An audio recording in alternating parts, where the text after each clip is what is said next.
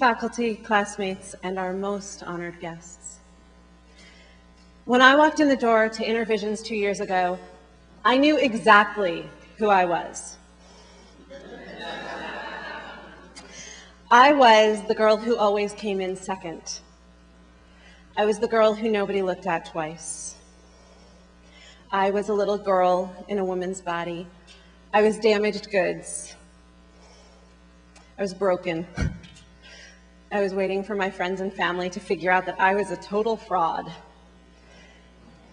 I, as my classmates can attest, was fat and ugly.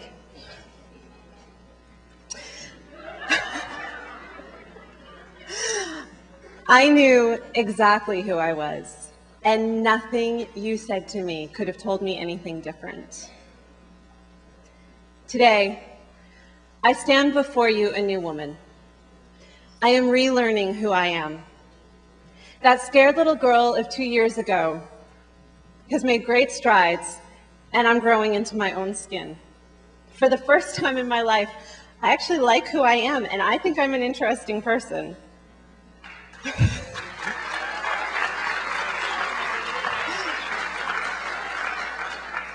I've realized that the only thing that was broken about me was my thinking.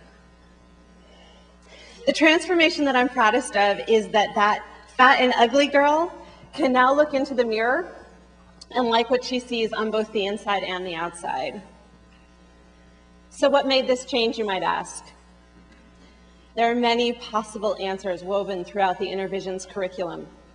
But since my intent tonight is to honor my parents, this evening I would like to focus on the principles of forgiveness and honor.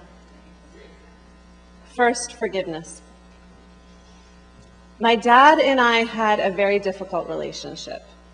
I vacillated wildly between love and hate. On one hand, he was a hero to many people, including me. On the other hand, he was a highly functioning, emotionally abusive alcoholic. When he passed away 8 years ago, I was terribly angry at him for leaving me with so much unresolved. What would I do now? I didn't know how I could possibly move forward since I'd never have the opportunity to make it better with him. My first year at InterVisions, I spent a lot of time trying to figure out how to forgive him. The turning point came one night when I was on the phone with my beloved first-year faculty, Reverend Pam. We were talking about something I had done as a teenager that I thought was unforgivable. And she said to me, "What if the only unforgivable thing is if God is willing to forgive you and you're not willing to forgive yourself?" It changed my life. I cried a lot. I started to revisit my life in that context. What if God wasn't mad at me? What if God had never been angry at me? What if God saw that terrible thing that I had done as a simple mistake from which I could learn, but for which I need not be punished? It took several months to integrate, but what I learned was this. I had been doing the best that I could with what I knew in the moment. I made a mistake. I could use that mistake as a learning experience, or I could use it to punish myself. In class, we learned tools and skills of forgiveness, and I started to use them to forgive myself for what I had done. And here's the kicker. As I began to have compassion and forgiveness for myself, I could not help but have compassion and forgiveness for my father. If I was doing the best that I knew how, so was he. If I was repeating behavior that I had learned from him, then he must have been repeating behavior that he learned from his parents, and they from their parents, and so on back through the generations. Seeing myself as innocent, I could finally begin to consider the possibility that my father was innocent as well.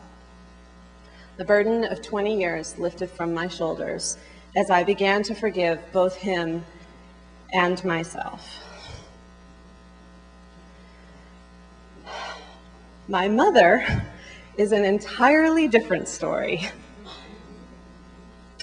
My mother is as kind and good and generous as they come. But I was so deeply embroiled in sorting out the mess that was the relationship with my father that I couldn't see her. If he told me the sky was green and she told me it was blue, I believed it was green. I ignored what I saw because that's what he said. If my mom told me I was wonderful and lovable and generous and good, I believed the bad stuff because that's what my dad said. I was unable to see my mother with any kind of clarity because I was so busy keeping tabs on my dad.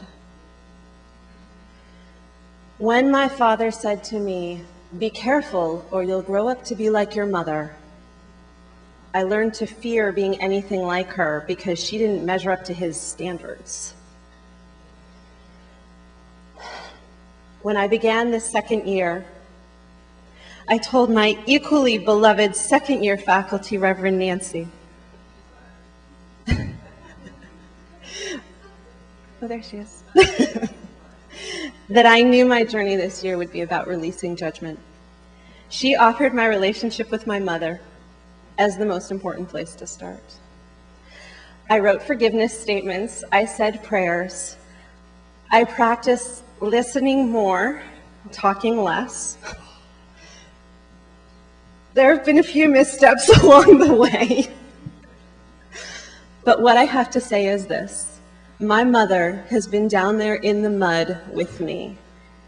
She might not have known exact nature or process of what I was doing, but she has been equally intent on healing our relationship, and together, I think we've done pretty phenomenal work. I now see my mother more clearly. The truth is, I am very much like her.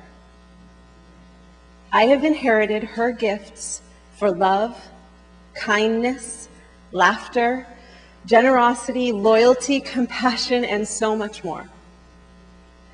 My mom has walked through every step of this program with me, even on the days she didn't know it.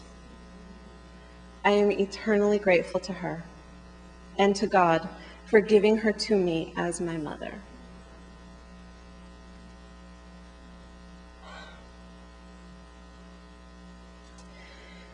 In order to honor and celebrate the growth and change in our relationship this year, I wanted to create something lasting, something I could focus on each day to remind myself of how much I loved my mother. A few years ago, I got interested in origami and learned the legend of 1,000 cranes. It's a Japanese story that says folding 1,000 cranes will bring good fortune and peace. Several months ago, I began folding 1,000 cranes in honor of my mom. To make it more personal, inside about 300 of them, I've written reasons why I love and honor and celebrate my mother. Out of all of the reasons I love my mom that I wrote and folded into these birds of peace, my favorite is that every single year she forgets how to make the Thanksgiving stuffing. And every year it comes out better than the year before. Mom, please come up on stage so that I can give you just a few of these 1,000 cranes that represent the joy, peace, and celebration that you have brought to me.